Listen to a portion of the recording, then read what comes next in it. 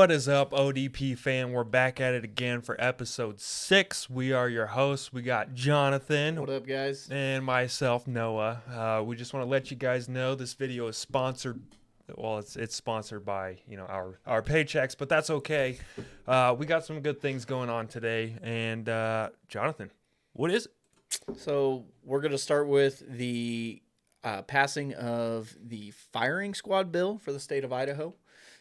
I feel like we need to discuss that a little bit because, prior to this passing, I had no idea what that was about. What it was, yeah. And it sounds so inhumane, but I think by the end of this, people are going to be like, oh, yeah, let's do it. Like, we're going to convince you guys to be like, this is actually one of the best options for the death penalty, really. Hopefully. Yeah. We're going to go gangsters in Idaho. Keep it gangster in the 2C. Is there really such a thing as the gangstas in Idaho? Oh, yeah, dude. Okay. I got some stories for that. Beautiful. And then we're going to wrap it up with some life-saving stories. So I feel like our viewers really appreciate all the good stuff that we do and all the unmentionable things, doing God's work out there, literally saving people's lives. Yeah, it does happen. Firing squad. Yeah. I mean, what is it? It sounds horrible when you say it like that, right? So, Idaho just passed this. Yeah. Our governor said, you know what? We're not going to sit here and wait for this lethal injection anymore. Yeah. We've got too many people on death row. And it's time to put in some work. Yeah. So, what exactly is a firing squad? I guess before you and I had talked about it, what was your interpretation of it? So the way that I kind of thought this whole thing went was, you have probably between 5 and 6 dudes lined up, not just random people, but actual officers or whoever is, I guess, handles the death penalty firing squad, for the prisoner or whatever. Right. And then they give one of those guys a bullet, like a live ammo, and then everyone else gets blanks. Mm-hmm. Does that sound about right? Yeah, so you can't just be any officer, though. So it's sharpshooters.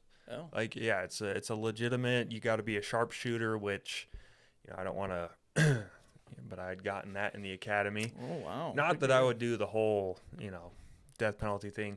It is voluntary. I will say that. I don't know what that says about you as an officer if you're volunteering for that. However, you could probably hit the notion that this guy's a bad person. Obviously has done something. You don't go on death penalty for stealing a grandma's purse. Right. So there is that. But yeah, no, and that's exactly it. And I had to look it up too because it seems so, medieval times. Firing squad, it's actually very calculated. So, a lot of the stuff that I had researched was that it was almost, I won't even say almost. It was better than the injection because when you give somebody a inmate who is on death row at the lethal injection, which is the 3 shots. So there's one to paralyze, there's one to disassociate the brain from the body, and then the one to stop the heart. The actual killer. Yeah. So when that was given, sometimes they were dying for 2-3 hours. There's probably some people that would debate that that's acceptable.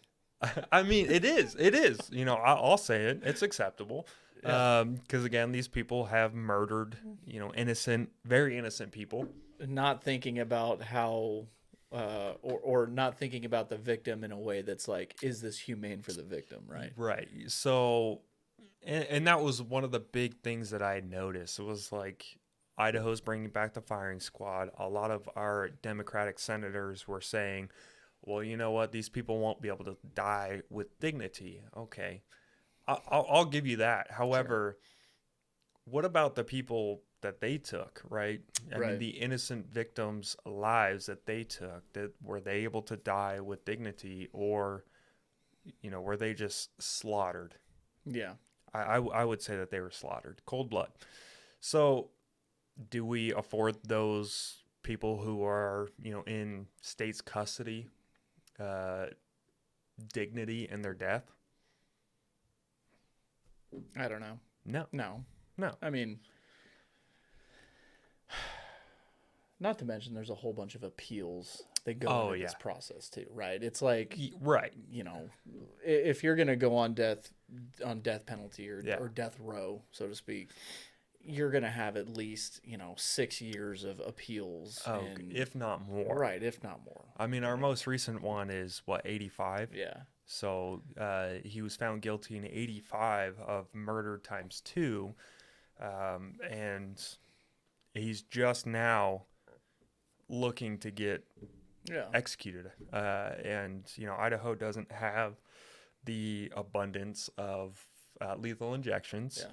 It's And actually top secret. Like, you can't even really, get the ingredients to make the stuff. you know what I read, and this might be a little political, but the makers of the drug don't want it to be marketed in a sense as a lethal injection drug, because that's not what it was first intended to do. So they will not supply the prisons with them anymore.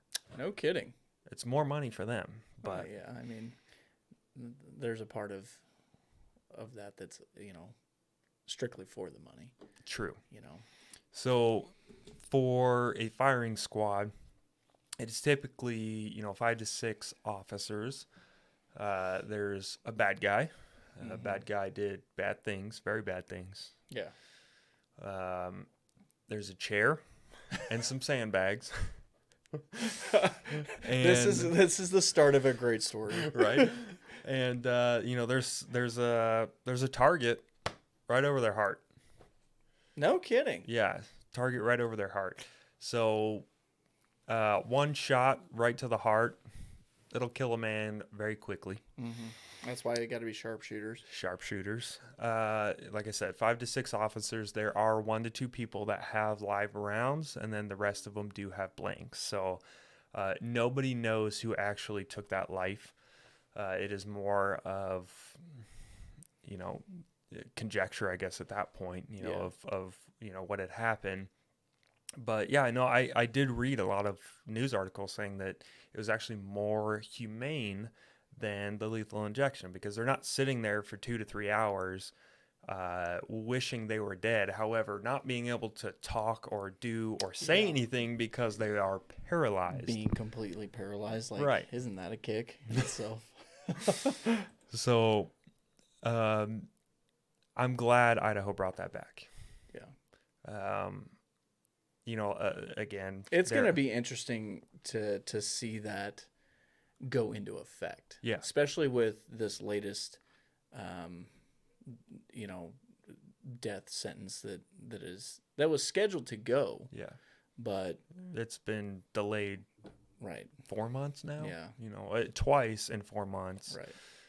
And of course, they're talking about the Koberger guy possibly getting, death sentence by firing squad. However, it doesn't necessarily work like that. Being in our legislative session, it was deemed that if we do not have the lethal injection, then it was going to be the firing squad. Right. So, I mean, if we have it, then there's a possibility he could, Yeah. be executed by lethal injection. But it's crazy stuff, man. I What mean, are the? I just want to touch on this real quick. The other states where they use firing squads: Mississippi, Utah, Oklahoma, and South Carolina. so we're 1 of 4. Yeah. We're 1 of 4. Yeah, which is interesting. In Utah, when did they execute one of their guys? 2010, right? Yeah, 2010. 2010. Yeah. He was the last one. I know. We'll see. We'll see if Idaho catches But up. he was a bad guy. Yeah, most of these guys are bad guys. That's true. Well, and they'll sit there. Again, taxpayers are paying for that every single day, of meals and rehabilitation programs and, whatever the case may be. So there comes to a point As most people say, there's a period at the end of every sentence. And the firing squad might be Idaho's new period to the end of the sentence. A solid period. What else we got? Um, well, let's talk about. Actually, we'll highlight this real quick. Did you see the homicide that happened in Nampa? It was a stabbing. No. Yeah. So, boyfriend, girlfriend Mm-hmm. live here in Nampa. Boyfriend gets into some type of domestic situation, and how often do we go to domestic violence incidents? I mean, at least once a week. Yeah, at least, Yeah. if not once every 2 hours. Yeah. It's very common. Especially during COVID, because everybody was locked up together. Gosh, do you remember that, man? Like that was COVID did a number It did. of Domestics. just domestics. Yeah. Oh, And absolutely. very violent domestics too. Yes. So thank you, Joe Biden. I Right. appreciate that. So, boyfriend kills girlfriend, stabs her. Yes. Then, so girlfriend's son, I'm sure somehow finds out about this whole thing. Yeah. Well, I actually thought he witnessed it. Did he not? Did he? I don't know. I Okay. didn't look. I didn't read that much into it. I had just seen that he had found said boyfriend in Ada County, Far away. far away in the Avamore sub over there, Yeah. and then stabbed and killed him. So the son of the deceased girlfriend. I'm assuming there was probably some text messages exchanged or something like, "Hey, come meet up," Yeah. and then he was, Well, because the dude was just hanging out in the parking Yeah. parking lot of like a gas station, right, right? Yeah. yeah, for a few hours. The, And then, the suspect of the first murder, yes, which was the son's mother, Right. obviously, but and yeah. so for a few hours, here was this guy hanging out here in the parking lot. Turned out, he was stabbed to death by the son. Like, isn't that just a Whoa. crazy situation? And the son has since been placed into custody. Yeah. As I mean, he did take a life.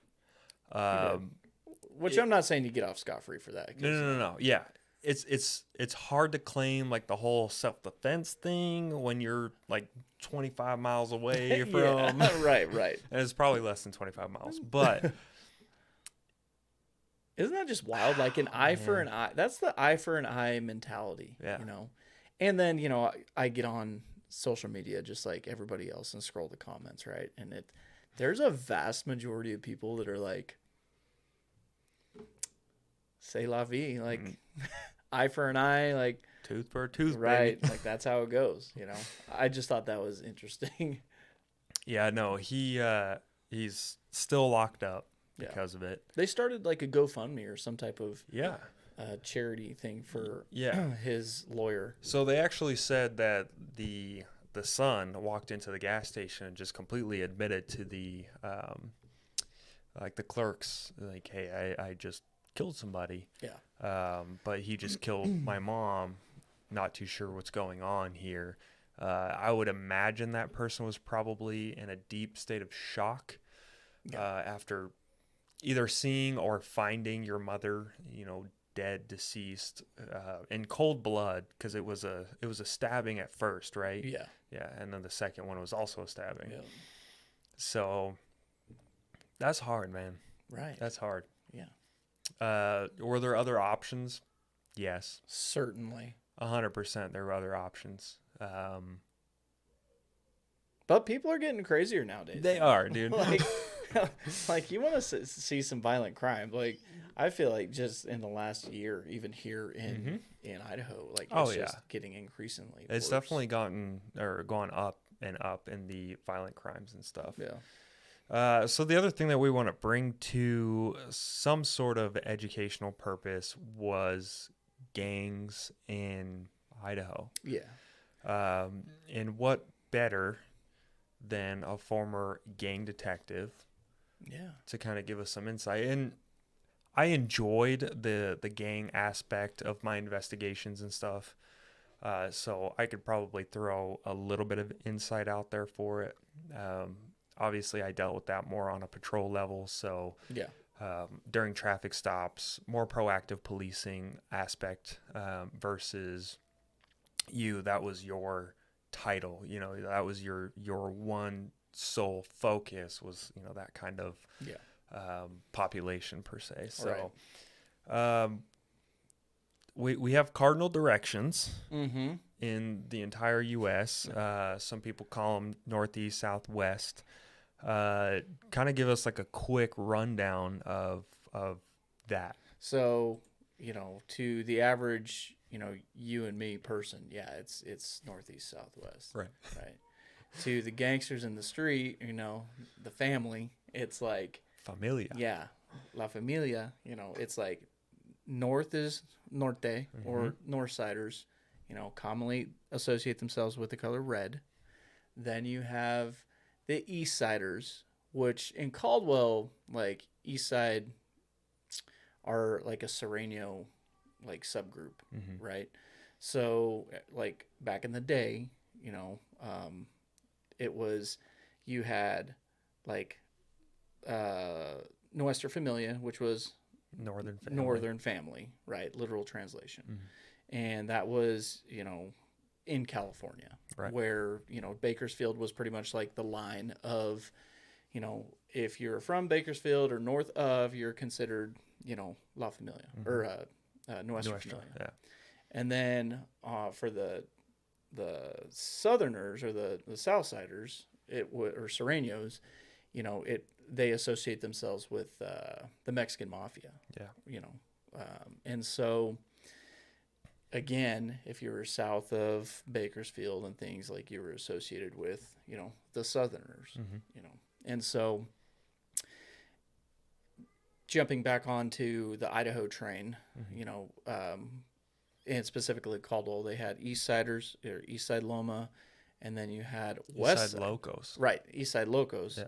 and then you had West Side Loma Yeah. Locos as well. Right.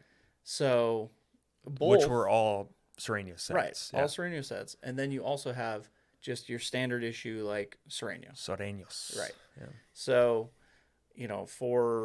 for documentation purposes, both East, West, and South all wore blue. Mm-hmm. North obviously wore red. And then you get into further breakdown of like back in the day it was like VCL, which was like Vario Campos Locos, which Right. was a gang that started out in the labor camps. And then fast forward, that kind of died out, and then it became, it was like Caldwell North Side, um, Nampa North Nampa side. North Side, Yeah. and so like it's just all these different variations, Subsets. And, right? Yeah. And and primarily it came back on what family was kind of representing at the time, Right. and so that's a quick rundown for Idaho. On the national level, they still, it's like, you have Bloods and Crips, but those are like primarily like more like black type gangs. Right. Um, And in Idaho, it's predominantly Hispanic right. gangs that Yeah. that So, I don't want to say run the streets because we all know Navy Blue runs the street, oh yeah. which is the police departments. But yeah, no. So, and one thing that I had noticed too was the north side predominantly associated themselves with like materialistic things. Mhm. They had to have the nicest clothes, they had to have nice cars, they had to Yep. have that kind of stuff. Or the Sereno set, they were not like that. They were the ones working their butts off in the field, and I'm not giving them any leeway as to Yeah. what they do What in they their off stand time. for. However, yeah, right. But those were two different, honestly, classes, that I had noticed myself, and even the young kid. The young kids, the juveniles, and their teens were The youngsters. Yeah. creating subsets within those, north side, south side Yeah. familias, Right. Well, So just like uh, the female cliques too. yeah, In those, yeah, everything was locas or yeah, you know to associate themselves as the females from locos, which Right. were, the males and things like that. And Yeah. so, you add the youngsters in there and it just gets even more convoluted. It was always interesting to me, and that's why I loved working gangs, Hmm. primarily was because you have these demographics of just different people and backgrounds and things like that. Definitely. Traditionally, these are people that came from broken homes. There Hmm. was a lot of like there was a lot of just people that were lost souls, Yeah. and then they found themselves in these groups, to have a sense of belonging, Yeah. in a sense of, like, oh, this is my family, this is my street family, Yeah. and it's like trying to understand that mindset in the street is one part of that job. Right. And then the other part is trying to tell these guys what you're doing is counterproductive to what you could be, Right. But it's hard to tell somebody that when they've spent years, Yeah. being, either beating their family, being molested, being, pretty much told that, they're not going to be worth anything or this is the life, Right. and it's hard to get them out of that cycle. Yeah. And there's a few ways to get in these. A lot of people know that you can get jumped in. So it's when you're set, basically beats the crap out of you until they say, all right, you're in, Right. And then you could get sexed in. Yeah. So Primarily, there was a female. female thing. Family in is a huge one, Yeah. in my opinion, in Idaho, because if you're not messing around, what I noticed too is like with the youngsters, they were primarily, in my opinion, familied in because if you looked at their family, they had a long history of, a gang association and stuff. However, if that the youngster was trying to find their set, that's when they would get jumped in or Yeah. something. Right. And are there any other ways to really get into a gang? You can get like what's called crimed in, which is like, you know, essentially you have the shot caller Yeah. or, the lead dog on the street that's like, hey, go knock off this liquor store, or go break into a house, or just commit a crime that is of worth to get into the gang, Yeah. And so a lot of what I saw, in my time as a detective, a gang detective, was, people being that are just part of the family. Yeah. You would have an occasional person that's like, oh yeah, I got jumped in, but I mean, a lot of time it was just like, this is part of the family, and because of my last name, I'm accepted into whatever gang. Yeah. So And there were some young people that they were wannabes, in a literal sense, and that's all that they knew. They didn't know that you could be familied in. They didn't know that you could be right. one that comes out as the goons. Oh yeah. Which is it's a very young set, which I think was disbanded because the northerner family was like, no, we're not gonna have this young set represent us. But they didn't. It was they made their own gang signs, with their hands. They had a very interesting clique, some with some serious mental illness. Yeah. Yep. They had some interesting names, street names they call them. They didn't know that there was like the family den, the sex den, the crime den kind of stuff. So they would just beat everybody into the gang. And then Right. when you had us, like, did you know that you didn't have to do this? It was like, what? Yeah. What are you talking about? So You know, it was funny educating these young gang members that they don't know anything about, gang sets. Right. And I enjoyed it, dude. well, yeah. I enjoyed it. It was great. I really enjoyed trying to get those guys to understand and to get out of it, because that's really primarily the goal of, of not just a gang investigator, but for, police in general. Yeah. I think any decent hearted human being should have the wherewithal to say, you know what, man, what you're doing is inconsiderate, it's selfish, and, you need to find something to actually spend your time putting time and energy into, Yeah.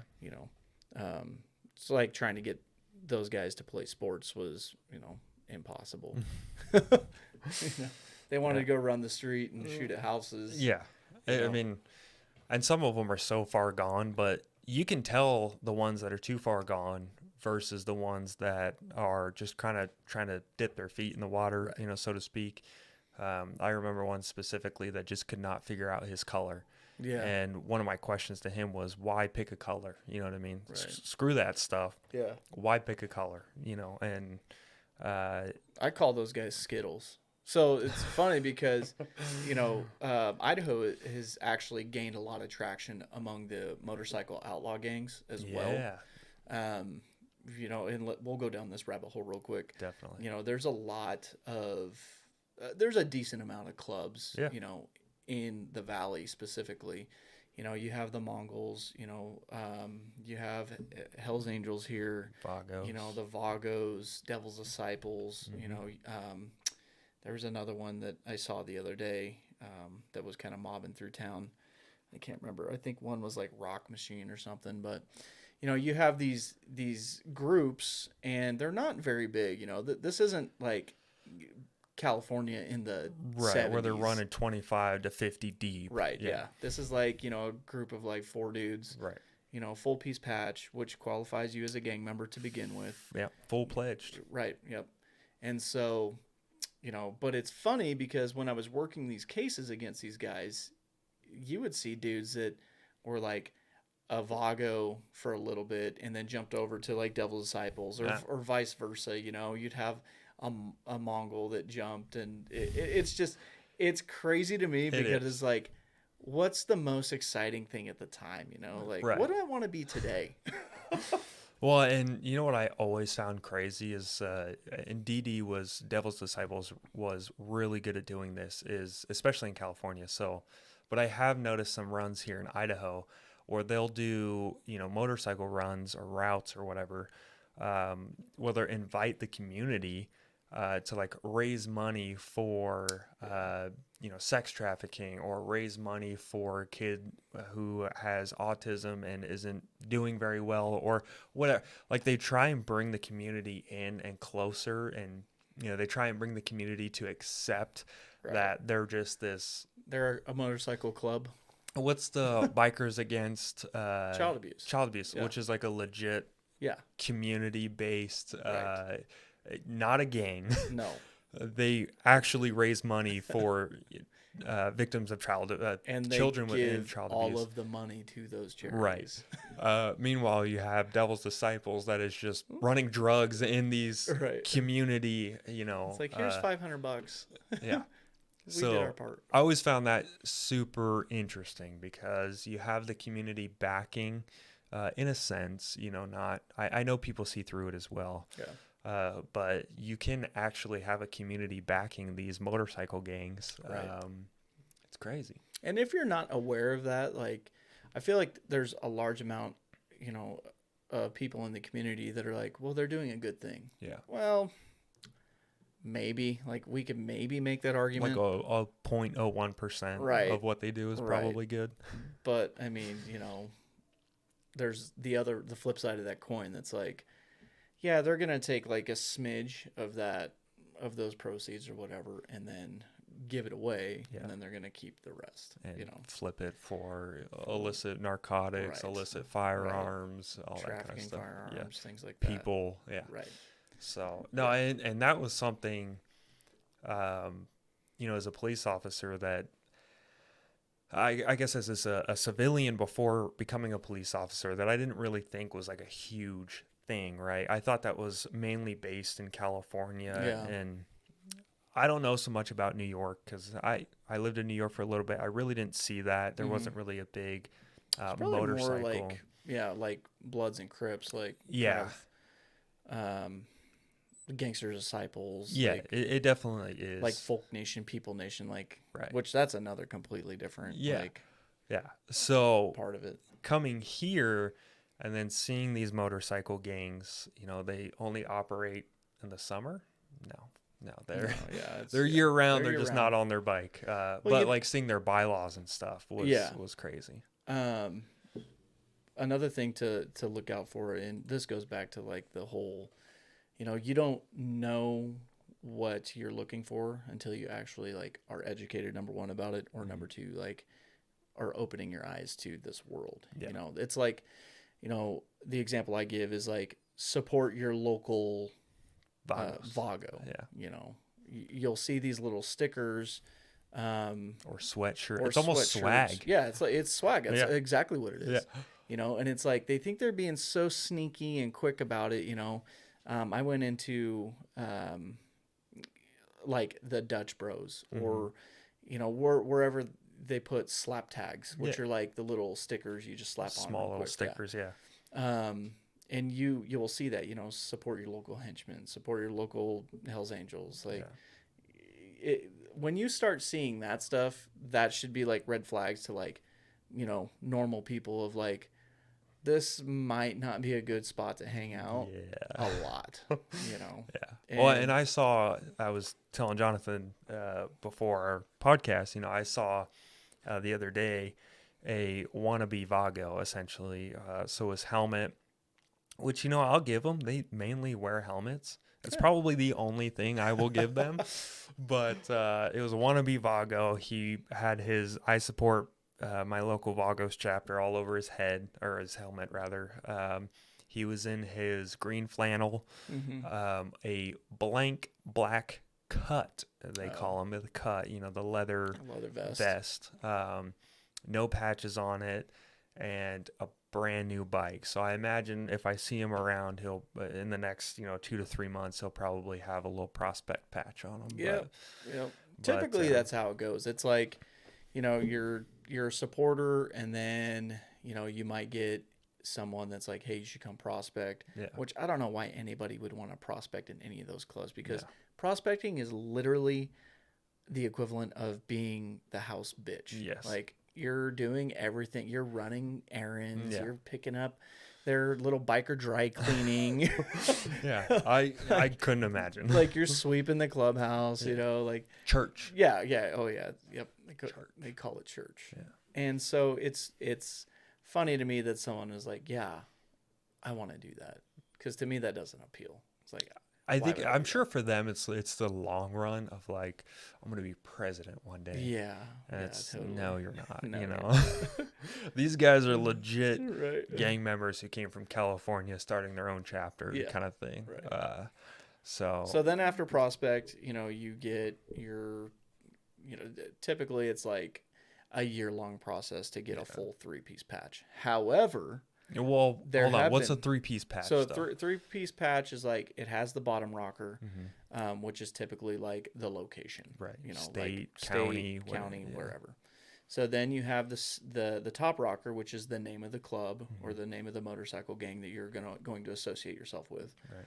And then, the third and final piece that completes the whole patch is the ugly logo in the center. The logo. Vagos is a 1-piece though, right? They have theirs all embedded in one. Yeah, it's kind of funky. Like, yeah, I don't know. I don't think they know that we know this kind of stuff, but no, they don't. They're like, oh, they're idiots. They don't know. All right. But I do know it's so. I'm trying to remember.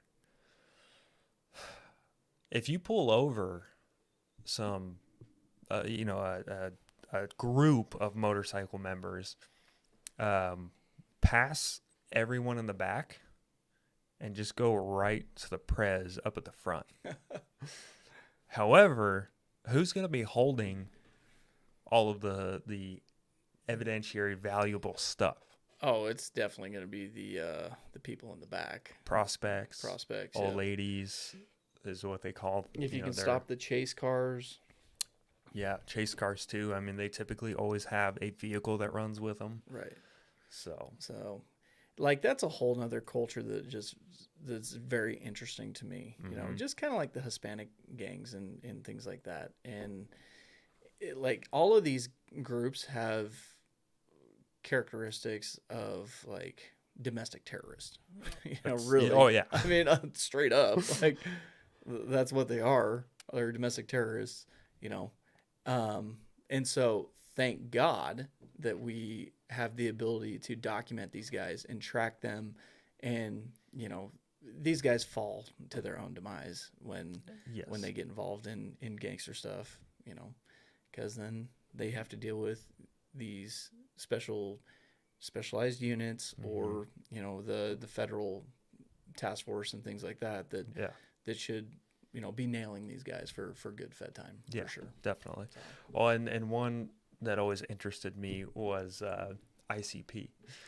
oh yeah, Insane Clown Posse, yeah, which with actually the was a Juggalos. rap group, yeah. Yes, And they always had their little Hatchet Man. Hatchman Yep. tattooed. And I pulled over a few people and saw it. And the first thing I'd say is, are you a gigolo? I mean, a juggalo. Most of them would laugh, but some of them would get a little defensive. And the Right. ones that got defensive, you're like, oh, okay, so Yeah. you are a legitimate.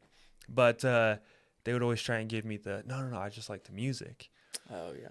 Okay. Well, Well, I like country music. You don't see me having like, country music tattooed on me and stuff. you don't So, have like Waylon Jennings on your arm or right, yeah. nothing crazy. So, don't lie, you know. No. And the other thing too is like the OGs and stuff, they're not afraid to tell you like, yeah, this is who I am. This is what I do. Like what's it to you, Right. And then you have the young kids that just deny, deny, deny. And Oh yeah. as they're dripped out and Right. full blue, full red, or full patched, Yeah. no, no, no, I'm not a Right. gang member. And then like I said, then you have the OGs. I've arrested one from California, Mm-hmm. and he actually told me, he's like I want to say he was of a Serrano set in California, and I don't remember exactly what set, but he was like, "No, the gangs out here are stupid." Yeah. He's like, one of the big things that he had said is in California, your color is your color, and you will back that color Mm-hmm. day and night. He said, out here though, it's every man for themselves, and he's like, and I don't associate myself with any gang members here. Because he's like it's not the same. He's Right. like the one person wearing the same color as me will not be afraid to rat me out or whatever the case. Which I mean, more ratting out the better in my opinion. But I mean, they all do it. they do every single one of them. I mean, as we talked about in our last, episode with the Almaraz case. yeah, Same thing. I mean, you hold those guys' feet to the fire, they'll start they'll squeaking start saying, eventually. yeah. But When you start dangling, decades in prison and Fed time too. yeah, Fed time. Because And, I mean, you can tie these people to gangs pretty easy, yeah. which is a federal crime here in Idaho. Right. So, gang enhancements are a good thing. Oh yeah, definitely. I think with gang enhancements, is really given, the states the ability to really put the hurt on these guys, Yeah. and send them away for longer periods of time, Yeah. And be more harsh, because when you do gangster things, you're gonna have You gangster get gangster consequences. time. Well, and the other thing too is we don't have federal prison out here in Idaho. So what I had heard at least was a lot of these people were getting, state time or whatever. They were in the state prison and they were still making, Mhm. high profile choices and stuff. And I can't remember SVC. That was made before the Gang Act, right? Yeah, I mean that was so SVC, severely violent criminals, was a gang that was actually started as a prison gang, Right. and it kind of morphed into them having street soldiers and stuff. But a lot of these guys are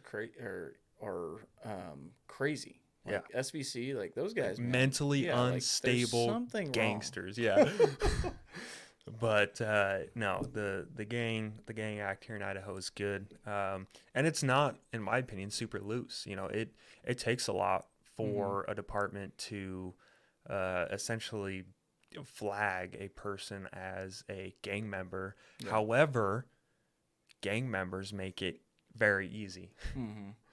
Yeah. So Even when they were trying to get smart, and like start not wearing like the traditional red or yeah, blue, and blue red belts. They went to like black and gray. A lot of yeah, these guys, or like they'll still do little things. Yeah. You know, it's like sports teams. They associate themselves with sports teams a Different lot of the sports time. teams. Yeah. And so it was very interesting to see how they would still try to manipulate the system to where it's like, oh, no, you can't document me because I didn't do what I did last time. And it's like, it's still They can't think that that works, right? No. Like, Well, like Texas Titans, yeah, right. and you can't associate that with any gang. What? Yeah, No, that's right. not the case. Right.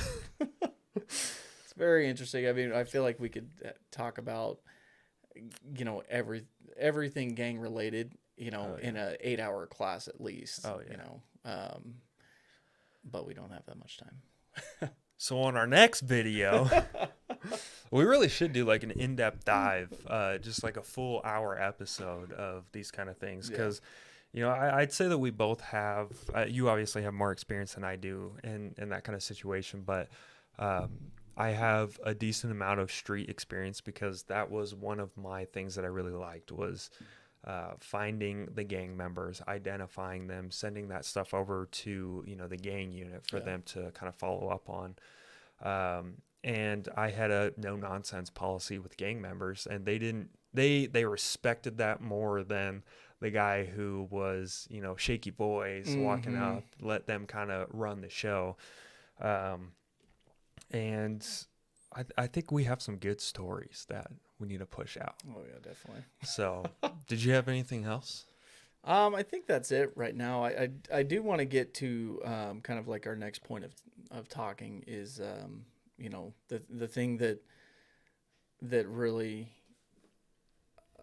I guess we kind of get the most satisfaction out of is like being able to save someone's life. Yeah.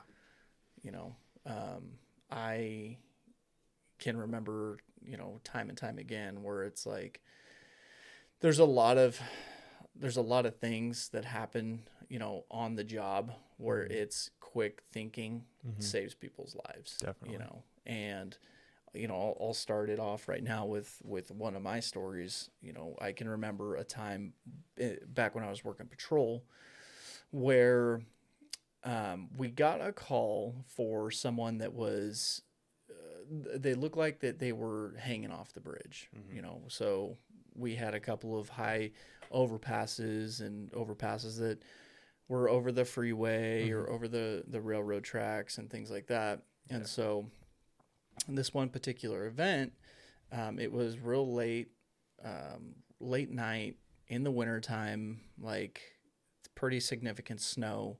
And someone had called in and said, hey, it looks like there's a guy sitting on the rail for this overpass for the interstate. And so, you know, I was training someone at the time. And so my trainee and I think we responded from, oh, I don't know, probably the hospital. Getting snacks. I feel like we're always at the hospital getting snacks. But we were there. We responded out there. And, you know, it was very cold. It was kind of poor conditions. You know, it was nighttime. And there was, like, no streetlights. Like an eerie night. Yeah, right. So we pull up, my sergeant beats me there, and he's talking to this guy who is no shit hanging over the bridge, kind of like straddling the rail. And so Up right above the freeway. yeah, right above the freeway, you know, you got semis, Oh, you got cars. I mean, it's at least like a, I don't know, 20-foot drop or something like that, which, I mean, if the fall doesn't kill you, probably getting ran over by a car would. Right. Certainly. And so my sergeant there is talking to this guy, and myself and the trainee kind of roll up behind him. I turn the lights out, turn off the headlights, you know, kind of roll up there as quiet as I can be. Yeah. It was so loud, or it was just loud enough to where this guy didn't pick up that there was someone else behind him. And so I kind of like motioned over to my sergeant, and he saw me out of the corner of his eye. And it was like a situation that's like there was no words needed. Right. Like you understood, you know, what needed to happen. Right. And this guy needed to come down from this rail.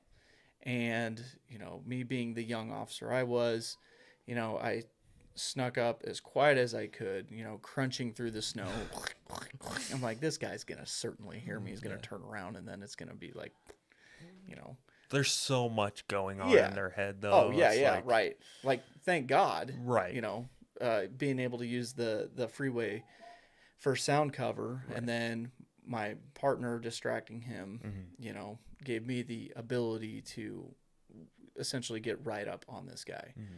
you know. And I can remember like seeing him, grabbing him, and I was like, man, this is either going to go two ways.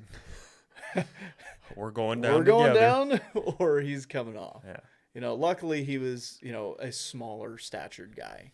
And so it was very easy for me just to like grab him by one hand, pull him off into the snowbank, you know, and at then it was like pig pile, right? Yeah. All of us get on him, you know, put the handcuffs on him, you know, and save the day, essentially save this guy from, Hmm. you know, falling to his death. And that was a really good feeling for me, you know, Yeah. like that was a situation that was very clear that I understood the people that I work with and the depths that we will go to help Yeah. and be able to really, you know, save someone's life, Yeah. literally. Well, yeah, and those non-communicative, I guess the non-verbal communication cues with your team is huge too, right? Yeah. Like, you don't want to be like, "Hey, Sarge, I'm gonna go ahead behind this guy and take him on." No, I mean it's um, having a dedicated team. You know, you guys work together day and night, Yep. 4 days a week, 4 days off, probably together as well. Right. And you can give them the let's put in some work and get this guy to safety. Right. And they're like, all right, Yep. without even having to look away from the person. And no, so, and that's definitely beautiful. I Yeah. mean, I can't imagine how that would feel. It was It's, a good feeling. yeah, You know, it was so good that actually I had been awarded a life saving medal for that specifically. that's awesome. Yeah, it was cool. You know, interviewed by the newspaper and things like that, and I'm like, okay, guys, like, Yeah. yeah, like, you know, I can remember the reporter, like, you know, like, how do you feel, like, you know, to be a hero? I'm like, it's not really like a hero feeling for me. Like, Yeah. it just came down to this is what needed to happen, Yeah. and we're gonna go to whatever length we need Yeah. to get there. Well, and then you take care of this guy and you get ready for the next call. Yeah, exactly. Yeah. It's and that's essentially what it comes down to. But I know mine's definitely not as cool.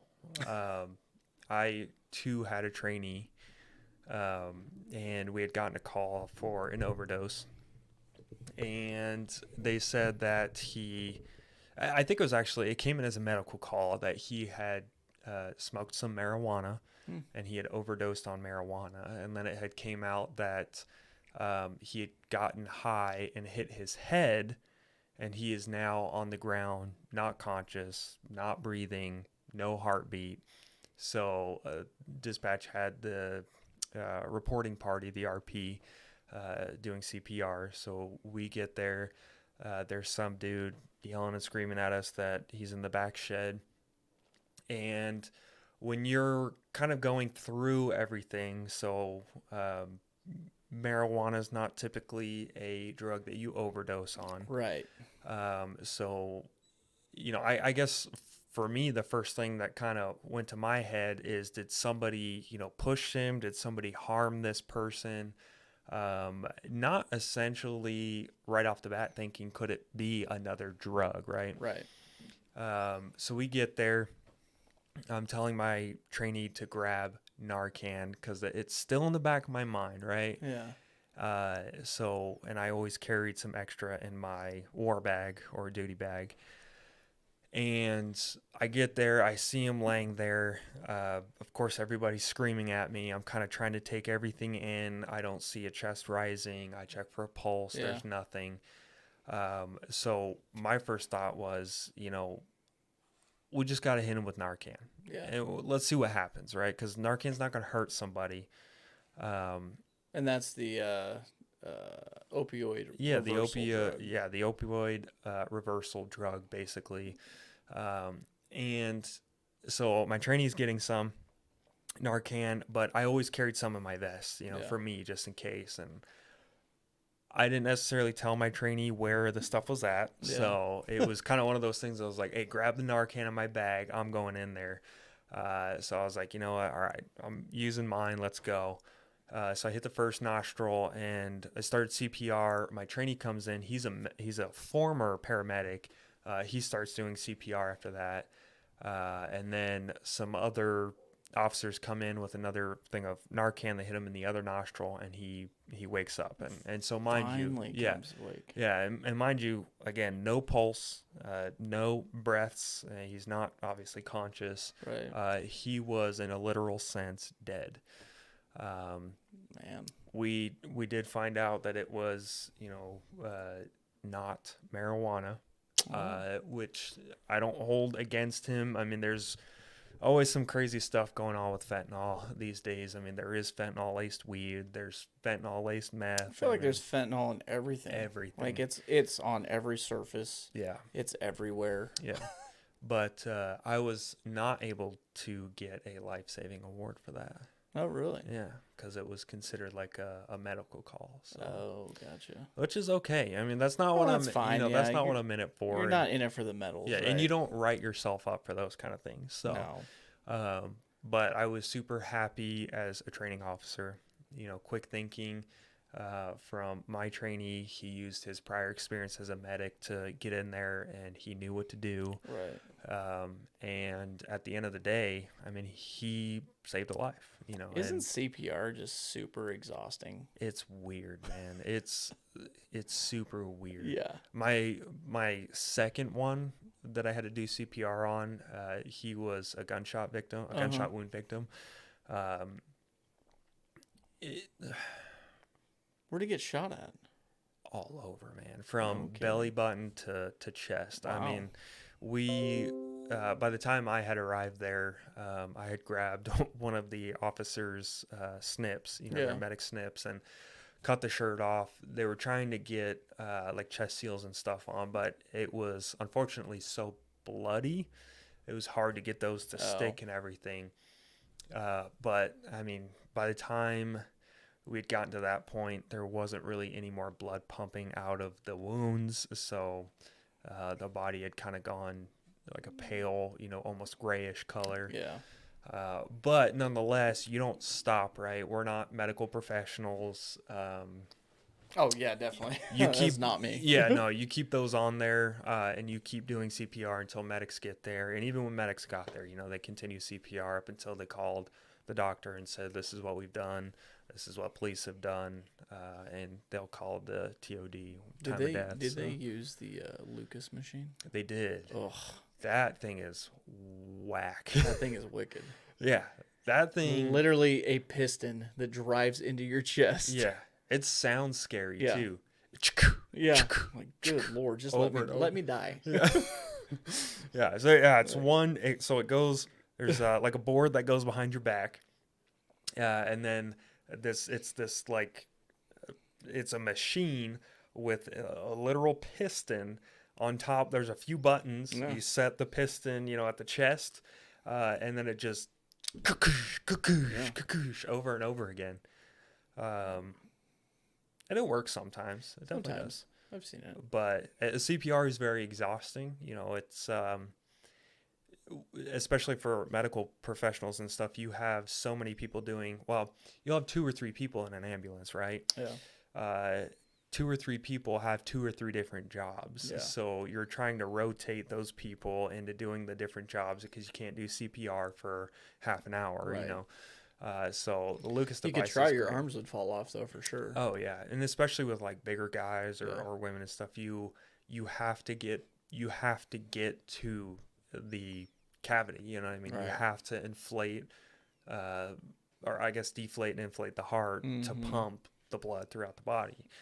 So the first time doing CPR, it's like when you feel and hear those ribs break in that cartilage, it's like, Oh man. Yeah, it's something that you can't get out of your head Yeah, for right.